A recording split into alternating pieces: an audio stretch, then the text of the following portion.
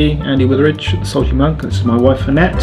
When we took over the Salty Monk, it was a derelict tea shop that did a little bit of bed and breakfast. It was a bit of a mess, and we've spent the last 15 years slowly improving it and just bringing it up to what people expect. Yes, we got it up to bed and breakfast of the year in 2009. We're trying to provide a 5-star hotel experience, but within a homely and friendly atmosphere. So without all the pomp and ceremony you would normally expect, but our guests do expect everything of the highest grade when they're here. We wanted to be energy efficient rather than just being green. So we'd always been very keen on it, and then the chance of having that following up with the university was fantastic. And some of the statistics that have come out at the end of it, we would never have sat down and worked them out. It was an opportunity to assess what we'd already done and see how many things we'd missed, whether we'd done some of them right, and also having that sort of expert knowledge in helping in areas that we might not have thought of.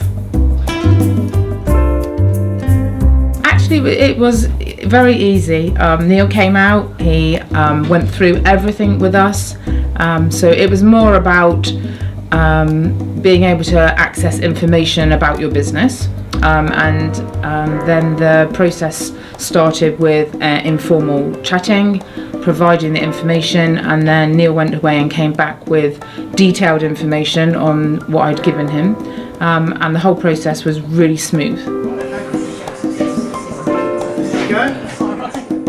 Things like how much does it cost per guest per night for fuel consumption and water consumption. When you sit there doing your calculations, that's really important information. It's easy to work out how much a set of sheets costs and how much the breakfast costs, but trying to analyse how much power per guest you're using is really hard, and luckily for us the university did all those calculations for us, so that was great.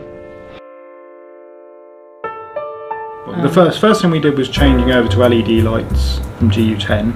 Really, once Neil had explained actually how much electric you were using, how many hours a day those lights were on for, how quick the payback was, and I think we calculated it was 8 months covered the cost of the actual investment on the light bulbs. So it was just a complete no-brainer. Yes, it's eye-watering when you get some of the bills in for the light bulbs when you've just ordered 40 LED bulbs. Then we've seen the benefits on our electric bills. So even though we've been busier, the price of electric has gone up, our bills have actually come down. Basically used the savings to reinvest to more light bulbs. More light bulbs.